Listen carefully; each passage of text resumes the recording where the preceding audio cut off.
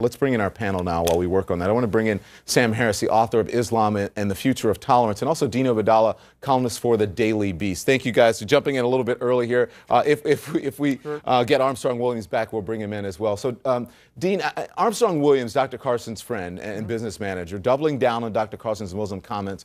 What is your reaction to that? I think on some level, Armstrong Williams just denounced Ben Carson's comments on some level by saying, of course you could have a Muslim candidate. What Ben Carson said, though, is part of the meme we've heard from the right over and over, that being Muslim somehow makes you less American and you have less rights. That somehow, since I'm a Muslim, I'm a threat to this country. I'm an enemy to this country. I want to oppose Islamic law and take over the country. You know, these are things we hear over and over, and we're doing our best to fight against these ideas, to make it clear to our fellow Americans that I don't want to impose Islamic law. My Muslim friends don't want to impose Islamic law, yet somehow we keep hearing this over and over. And it's a fight. You know, it's a fight. I'm trying to reach out to my fellow Americans and win the hearts and minds, and it's a struggle. Yeah. So, Sam, do you view Dr. Carson's comments as bigoted at all?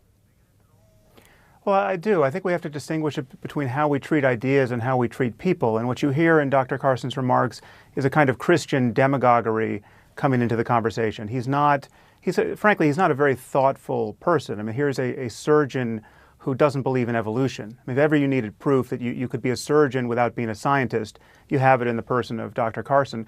So I don't expect him to have thought deeply about how Islam may be, as a set of doctrines and ideas, may be incompatible with the Constitution or any other set of ideas. But he is a Bible thumper of sorts who I think rightly fears the demagoguery of his antithesis in the Muslim world. But that doesn't mean, I mean, so for instance, I am a very vocal critic of Islam as a set of doctrines and ideas. And Dean, your other guest, has called me a bigot in the past. I think quite unfairly. On Twitter, not in your face. But I will tonight if you like that. Well, okay, no problem doing that. It's even more courageous to do it on Twitter. But let me just spell out, lest he seem to obfuscate the issue here, is that I think there are thousands, no doubt thousands of Muslim Americans who could be great presidents and far better presidents than Ben Carson or Donald Trump. That is not, and there's nothing about criticizing Islam as a set of ideas or worrying about Sharia law that denies that fact. And what's very unhelpful here is in all the other cases where people like Dean and other Muslim apologists find bigotry and racism or pretend to find it where it doesn't exist. Before you respond, I want to ask Sam this. Sam, do you think that Islam is inconsistent with the U.S. Constitution? As someone who studies this. Well, it depends what you mean by Islam. Islam is a vast set of commitments and ideas, and you know, there are 1.6 billion Muslims on earth who hold to those ideas in varying degrees. Some nominally, and some are, you know, right next door to, or even right of, you know, Mullah Omar. The crucial case of extremism now is ISIS, or the Islamic State. Now, if you're going to talk about Sharia law, if you're going to talk about the law that mandates the cutting off of hands of thieves or throwing gays from rooftops. Is that in the Quran, Sam? Sam, is that in the Quran, throwing gays from rooftops? I just said, is that in the Quran? It's in the Hadith. It's not in the Quran. You know it's not in the Quran, Sam. And not all Muslims follow Hadith. You know that. I've had a gay imam, openly gay imam. Dean, let him finish. Sam, finish your thought, and then Dean, you can respond. Dean, you're going to get a chance to talk. Thanks. But it's this kind of obscurantism that you hear piping up from Dean now, which gives some kernel of truth to the fears expressed by people like, again, genuine bigots like Ben Carson, or even worse, like the person who stood up at Trump's rally, who was obviously a lunatic, obviously a bigot, should have been shouted down by Trump. But what's very sinister here is when you have seemingly liberal Muslims play hide the ball with the article of faith and deny at every turn that there's any link between ideas and the kinds of violence we see in the Muslim world. Go ahead, Dean. Getting advice from Sam about Islam is like getting advice from Paula Dean about Black Lives Matters. You have to be kidding me. There you go. He's calling me a bigot on national television. I didn't call you a bigot. I have not. I'm absolutely not a bigot. Okay, and I will say this, Sam. I agree with you, and I applaud that you say that what Ben Carson says was bigotry, and what was said at the Trump event was bigotry, and that's great. And we do agree on that. So maybe we can find common ground in certain places. Dean, that's where we can. I just released a book with a Muslim co-author, a person who has paid his dues against bigotry far more than you have, I would imagine. He spent 4 years. Sam. He spent 4 years in an Egyptian prison, and yet you are responding to me like a bigot. Sam, we're living in the United States. Sam, We live in the United States of America. I'm concerned about the spike in hate crimes versus Muslims. I'm concerned that 3 Muslim students were killed in Newark, North Carolina. I'm concerned too. Okay, stand by, gentlemen, stand by. We'll get to the spike and your concern, but you guys will come back. Hold on. Dean Obeidallah. Okay, gentlemen, let's pick up our conversation. First up, I want to read this poll. This is a recent Gallup poll. 38% of Americans, it says, that say that they would not support a Muslim candidate for president. So Dr. Ben Carson is not alone. So why do you think that is? First, you, Dean.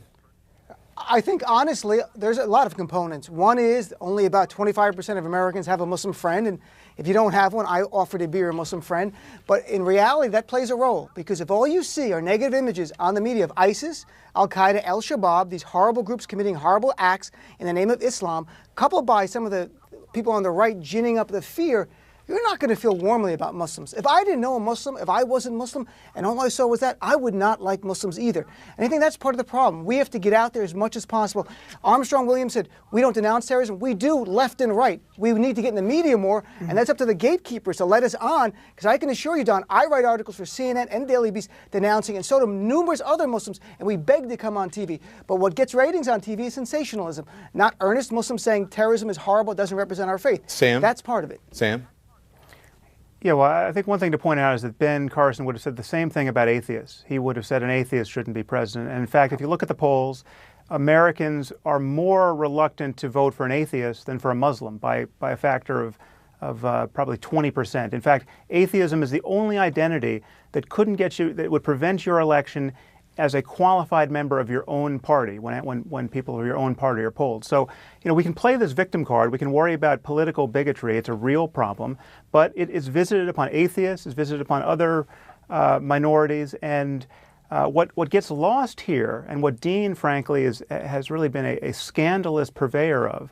Scandalous purveyor. The efforts. Let me finish my sentence, I'm excited. Dean. I'll tell you what the problem is, and then you can defend yourself. Please, thank you. What you see here is an effort to paint Islam, the doctrine, as identical to every other religion on earth. There's no special problem with Islam as a political reality, Islamism, jihadism. There's no connection between the doctrine and the kind of terrorism and human rights abuses we see worldwide. And that is a lie. And it's a lie, and everyone knows it, whether you're a bigot or a reasonable person. It is a lie that is in plain view, and it has to be debunked by Muslims like Dean. And that's the crucial problem here.